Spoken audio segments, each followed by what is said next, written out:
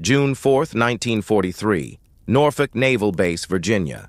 The morning haze clung to the harbor as Unteroffizier Hermann Bircher stumbled down the gangplank, his legs unsteady after 2 weeks at sea.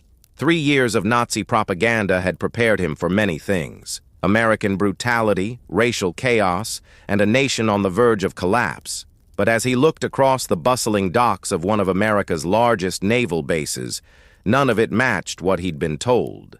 White and black workers labored side by side, loading cargo with massive cranes. Women in coveralls operated machinery with confident precision. Children hawked newspapers at the gates, while a brass band played lively tunes for a war bond rally within sight of warships. Civilians wandered freely near thousands of enemy soldiers. Hermann turned to the prisoner behind him and muttered in disbelief, "Die Spinnin', die Amerikaner. The Americans are crazy."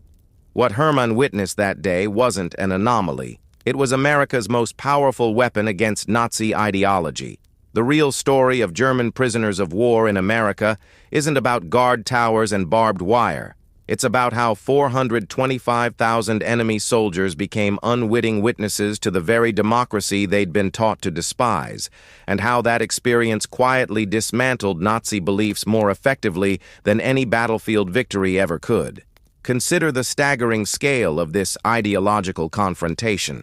By war's end, America held 425,000 German prisoners, nearly 500,000 enemy soldiers scattered across 700 camps in 46 states. Compare this to Germany's treatment of Allied prisoners: overcrowded, undersupplied camps where survival was a daily struggle. While German POW camps in occupied Europe held roughly 170,000 Western Allied prisoners under conditions that violated every Geneva Convention principle, America was housing 2.5 times that number with medical care that often exceeded what American soldiers received. The contrast was impossible to ignore. America was spending $1.2 billion annually, roughly $18 billion in today's currency, to house, feed, and care for enemy soldiers, while their own nation was rationing everything from meat to gasoline. The production numbers told an even more shocking story.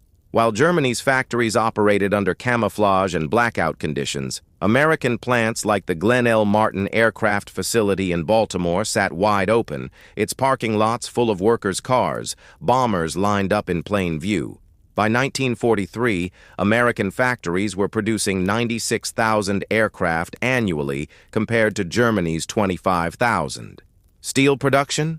America, 89 million tons. Germany, 34 million tons.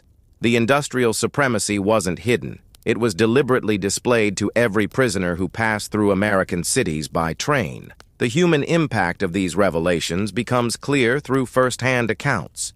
Hermann Bircher later wrote in his 1952 memoir, Behind Barbed Wire, "These people whose sons we had tried to kill gave us gifts. Their kindness wasn't weakness. It was strength, the strength of victors who knew they had already won." Private Wilhelm Körner from the 21st Panzer Division wrote to his family in 1944, "The black medic who treated my wounds had more medical supplies in his kit than our entire field hospital had seen in months. I began to understand we were not fighting a weak nation, but one so strong it could afford to heal its enemies." Perhaps most revealing was the account of Obergefreiter Klaus Hartmann, captured at Normandy. At the Christmas celebration in Camp Hearn, Texas, the entire town came to give us presents. Veterans of the last war, men we had once fought, brought candy and cigarettes. The feast was better than anything we'd eaten in Germany for 2 years. Roast turkey, ham, sweet potatoes, pies, and even beer and wine. Some of my comrades cried openly. We realized then that everything we'd been told about America was a lie. This emotional transformation directly challenges the enduring myth that Nazi ideology was unshakable and that German soldiers remained fanatically loyal regardless of circumstances. Popular history suggests that Wehrmacht prisoners remained defiant, that Nazi indoctrination was too thorough to overcome. This is fundamentally wrong. The reality was far more complex and ultimately more hopeful. The evidence of ideological collapse among German POWs was overwhelming. Camp newspapers shifted from Nazi propaganda to discussions of democracy. Prisoners who had believed themselves racially superior now worked alongside Mexican-American and African-American laborers, who often outperformed them in Texas cotton fields and Iowa corn farms. Men who had once sworn oaths to Hitler began reading banned German novels in camp libraries and taking college courses through American universities.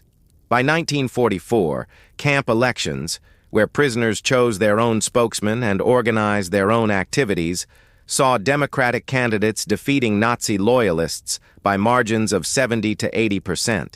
The myth of unbreakable Nazi loyalty crumbles further when confronted with escape statistics.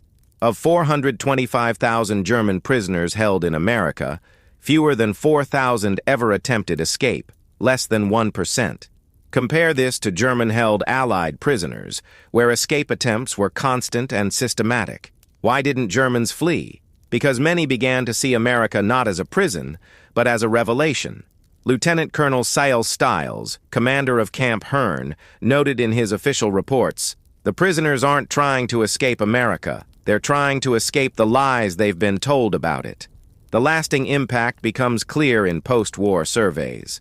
By 1950, 78% of former German POWs held positive views of American democracy. Many became leaders in West Germany's reconstruction, playing crucial roles in what would become the foundation of the transatlantic alliance. Over 5,000 former prisoners eventually immigrated permanently to the United States, marrying Americans and raising families. They carried with them not just memories, but a fundamental understanding that democracy's chaotic freedom and abundance were its greatest strengths, not its weaknesses.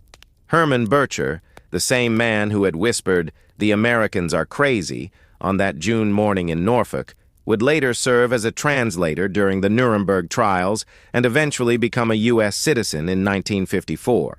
In his final interview before his death in 1987, he reflected, "America defeated us with tanks and planes and ships, but it also defeated the evil in our minds with something far simpler: humanity. We came as enemies. Many of us left as admirers. Some even left as friends." The story of German prisoners of war in America reveals the quiet power of example over force, of confidence over fear, and of humanity over ideology.